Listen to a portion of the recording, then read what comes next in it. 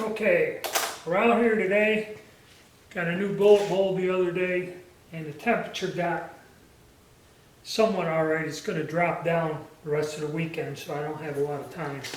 But I'm trying to knock out some different, or a new design I come up with. Accurate molds will change the bullet mold to anything you want. And I kind of did it, but I may have screwed up.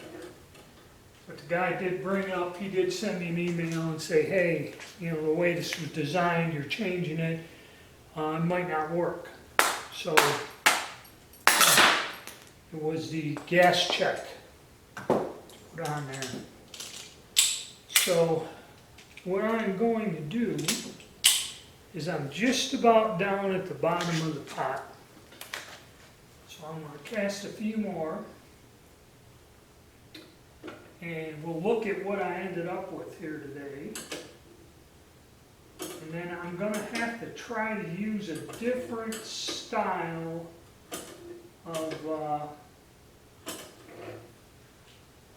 lubricating, getting the gas check on, and then sizing it, I'm going to use some of the tools I have already. But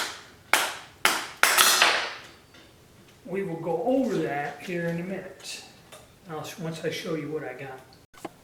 Okay, what we got here is I'm trying to make a bullet that will mimic for the Austrian rifles, for the 8x50 and the Kropachek, a long tapered 250 grain bullet. And as you see, it's gas checked and long. So I got kind of a theory, an idea what I'm going to do here. But what the thing is, it kind of was an oversized 329 bullet, but I made them go up. I'm going to try to get a 334 out of it. And what it is, we have to use a different size gas check. But they're not how we cut the mold. They slip on. They don't. They're not a tight fit. So I'm going to see. And we're going to use a different lubing technique. I'm going to lube up a few of these real quick here. And I'll explain that when I get over there. Alright, what I have here, pot of lube, gas checks, and trying to see if we can do that. I'll lay some of these gas checks out. Now, the guy makes the bullets with slip-on diameters for the gas check. I don't know, that's how his customers must want it. They use the chintzy, cheaper gas checks. But see, I don't like this, it doesn't seat, it's loose. So what I'm doing is using what's called the dipping technique to lube this. Because I only have to lube,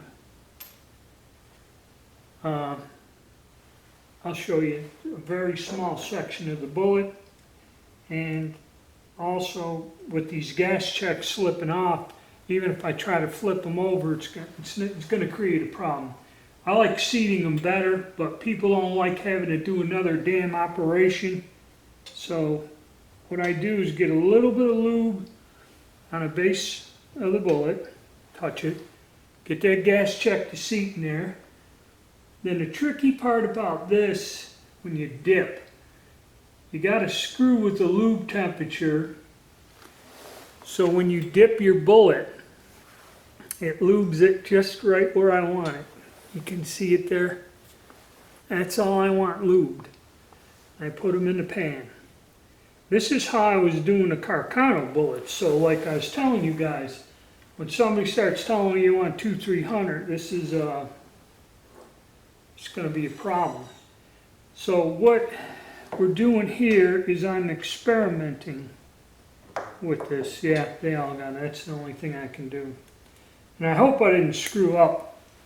And the bullets are a bit frosted because it's an aluminum mold. I usually don't like the aluminum molds because you got it with the temperature, especially when it's cold and stuff. it can be problematic. I see this is going to be just a joy to do these. Alright. Looks like the lube stayed in the gas check, so we will try this once more. So, and all of this is experimental. I could have screwed up. I screwed up with this and didn't quite get it right. I'm out some money. Alright. And there we go. So I'm going to set up a little process here. I'm going to get a gas check on them, dip them like this, get a bunch of them done, and then we're going to go on, we're going to size them and see what the hell we come up with. Okay, next step here.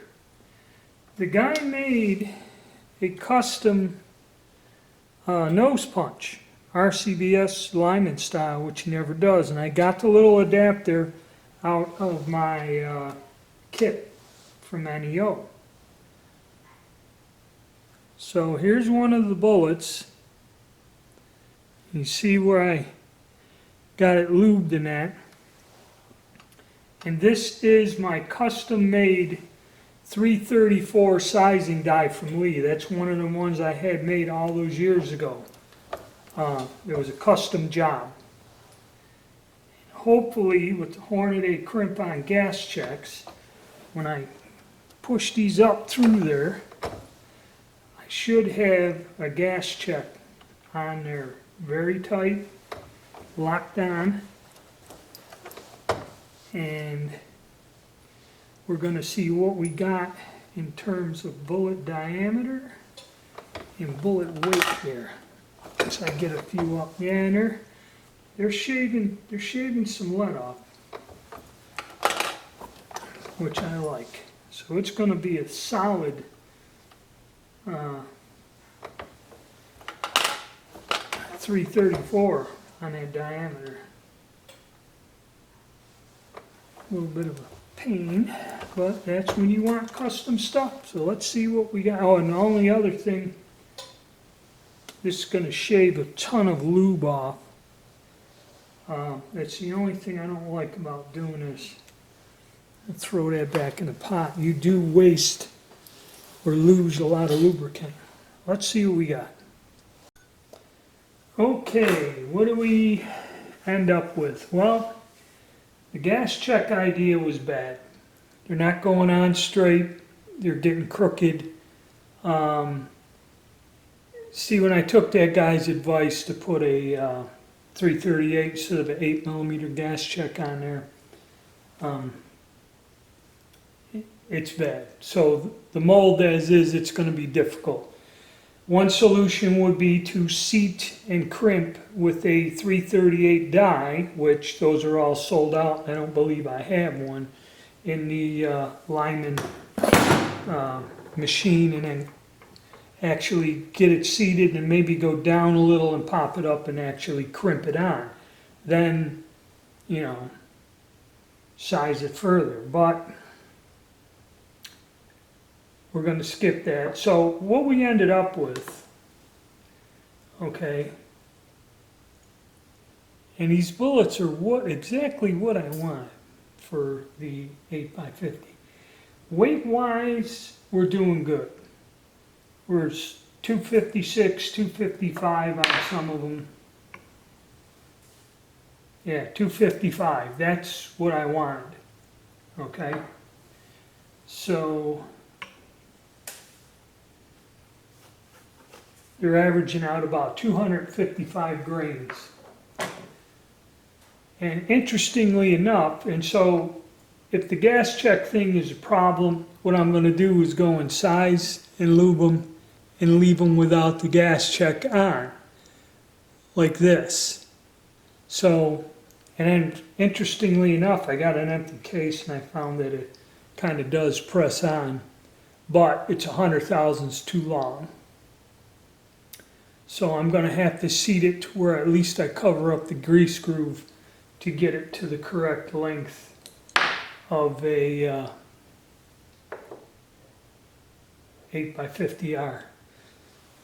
So what my intention of doing was, and then also in looking at the neck, you don't have much of a neck on an 8x50, and to seat this to the right length, that gas check would go below the neck, and I don't like. It was a screw up on my part of not thinking about it. I don't want the gas check going below the neck, because with that 2000s press fit, if you pull the bullet out, then you'll get the gas check stuck in the case and no way to get it out ever. So that's not a good thing. Or if the gas check comes off during the seating process, it'd be floating around in there. Not a good thing. So I guess in the long run, we're going to go without the gas check, and if I get into it tomorrow or get the energy, I'll lube these. I may have to dip them and lube them, which is going to take forever. Because pan lubing, the problem is I don't really have anything to where I can stand them up and get them in the tray. I don't have a block deep enough for that. That's one thing about the larger bullets. So that's where we're going to go. And then I have to go and make a custom neck expanding plug to fit that bullet to get it right. And that's going to be tricky, because that's going to go down, just break it, and I got to figure out how to crimp it back.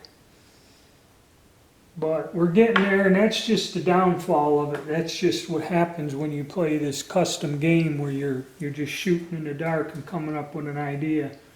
I got caught up in this one, and well, in a way it's better, because if I did go with my original with the 8mm and got them on there, then the gas checks are going below the neck, and I don't like that.